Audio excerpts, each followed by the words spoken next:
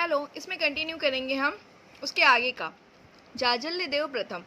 जाजल्यदेव प्रथम का शासनकाल कब से कब तक है? 1090 से 1020 तक। जानकारी के स्रोत क्या है? रतनपुर शिलालेख से।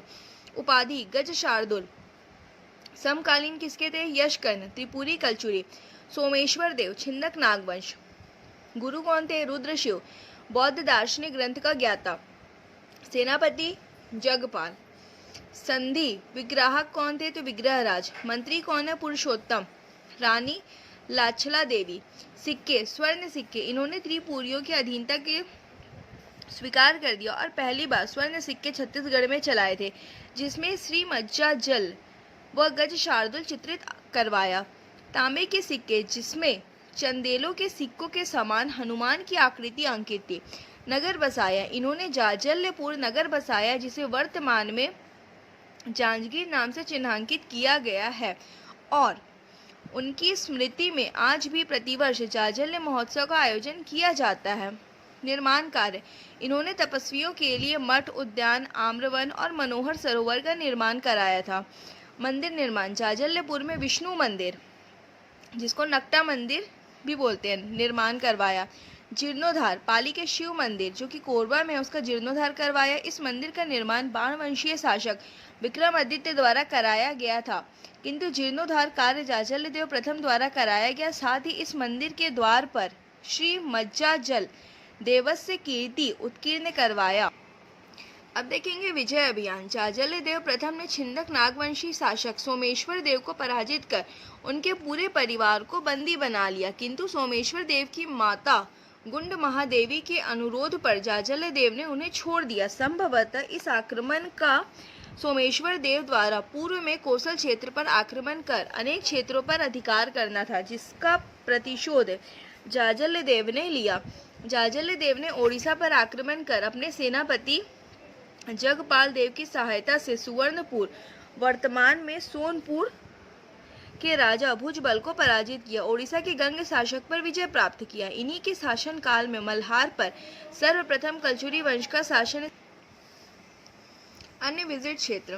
बैरागढ़, चंद्रपुर, खिमड़ी आंध्र प्रदेश, लंजिका, बालाघाट, भणार, भंडार, तलहारी मतलब तालागांव, मिदनापुर बंगाल, नंदवली आंध्र प्रदेश और कुक्कुट। विशेष क्या? जाजल्यदेव प्रथम अपने जीवन के अंतिम समय में मकरध्वज नामक जोगी के साथ गए, फिर वापस नहीं आए। कलचुरी वंश का सर्वाधिक शक्तिशाली शासक वह गोरखनाथ के शिष्य थे।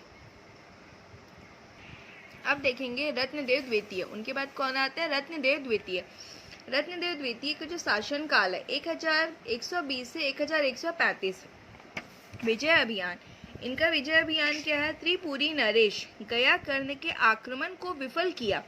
रत्नदेव द्वितीय ने अपने पिता के समान त्रिपुरी की अधीनता को नकार दिया। इस कारण त्रिपुरी नरेशों ने आक्रमण किया। ओडिशा के गंग वंशीय शासक अनंत वर्मा चोड़गंग को तलहारी मंडल के समीप हराया।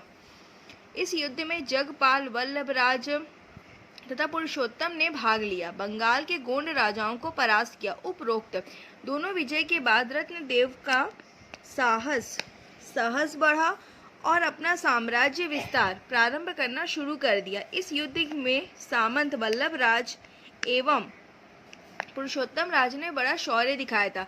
भंज राजाओं की राजधानी खिज्जिंग पर आक्रमण कर वहां के राजा हरवोहू को मृत्यु लोक पहुंचा दिया। अब देखेंगे अभिलेख। तो यहाँ पे क्या क्या अभिलेख मिलते हैं हमको? अकलतरा, पारागांव, शिवरी नारायण, सरखो। सिक्के क्या है? इन्होंने भी स्वर्ण व चांदी के सिक्के जारी करवाए थे। स्थापत्य। सामंत वल्लभराज के द्वारा विकर्णपुर महल, कोटगढ़ व रेवंत मंदिर। रेवंत सूर्य का पुत्र वल्लभराज द्वारा हट्टकेश्वरपुरी की स्थापना की गई। अब देखेंगे पुत्र।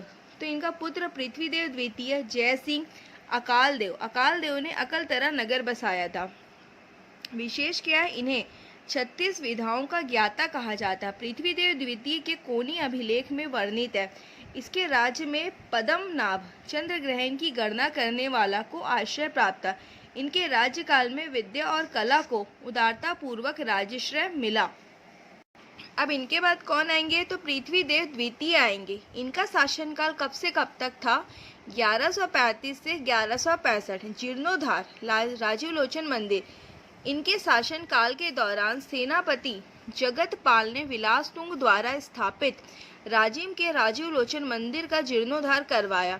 साम्राज्य विस्तार, सामंत ब्रह्मदेव के साथ मिलकर कलिंग के शासक माधुका मानव जटेश्वर अनंत वर्मा का पुत्र को पराजित किया। बादल महल अभिलेख में उल्लेखित। सेकेंड है चक्रकोट, वर्तमान चित्रकूट बस्तर जिला के गंग राजाओं को पराजित किया। थर्ड है पृथ्वीदेव द्वितीय का साम्राज्य अमरकंटक से गोदावरी तक विस्तृत हो चुका था। अब देखेंगे अन्य विजिट क्षेत्र। सरहरागढ़ मतलब सारंगढ़, मेचका सिंहावा, धमतरी, कांडा डोंगर, कुसुमभोग, भ्रमरभद्र, काकरे कांकेर अर्थात कलचोरियों के साम्राज्य का सर्वाधिक विस्तार इन्हीं के शासन काल में हुआ था। अब देखेंगे अन्य विजिट क्षेत्र। जानकारी का स्रोत कहाँ से मिला, तो हमको राजिम शिलालेख से मिला। अभिलेख, सर्वाधिक अभिलेख प्राप्त हुए हैं जिनकी संख्या 14 है। प्रमुख अभिलेख कोटागढ़, राजिम, बिलईगढ़, कोनी, अमोदा, रतनपुर, पारागांव, घोटिया आदि। पृथ्वीदेव द्वितीय के कोनी शिलालेख से ज्ञात होता है कि हल का प्रयोग भूमि के मापन एवं कृषि के लिए किया जाता था। बिलासपुर जिले से कोनी शिलालेख से प्राप्त जानकारी के अनुसार सर्वाधिकारी पुरुषोत्तम को सलोनी ग्राम दान में दिया गया था। नोट, कोनी लेख में पशुपालन पर प्रकाश नहीं पड़ता। सिक्का, स्वर्ण सिक्के। सेकेंड है तांबा सिक्के, बहुत ही छोटे आकार के। निर्माण कार्य, इनके शासन काल में ही रतनपुर किले का निर्माण किया गया था जिसे गज किला के नाम से जाना जाता है, जिसमें रावण की ऐसी मूर्ति स्थित है जो स्वयं का सिर काट रहा है। सेकेंड है जगपाल देव ने राजिम में रामचंद्र मंदिर का निर्माण कराया था राजीव लोचन मंदिर के जीर्णोद्धार के पश्चात। थर्ड है जगपाल ने स्वयं के नाम पर जगपालपुर नगर बसाया। खड़क तालाब रतनपुर का निर्माण करवाया था। इनके सामंत वल्लभ राज ने खारंग झील रतनपुर का निर्माण करवाया। फिर है सामंत ब्रह्मदेव ने संबलपुर में नरसिंह नाथ मंदिर का निर्माण करवाया। सामंत ब्रह्मदेव ने नारायणपुर, बलौदा बाजार एवं मल्हार में धुरजुरी मंदिर व डूमर महल बनवाया। संभवतः मल्हार के धुरजुरी मंदिर की नींव डिडिंगदाई डिडिनेश्वर देवी। फिर है सेनापति जगतपाल। जगतपाल वास्तव में एक बड़ा शूरवीर योद्धा था जो मूलतः उत्तर प्रदेश के मिर्जापुर जिले के बढ़ा नामक ग्राम का निवासी था।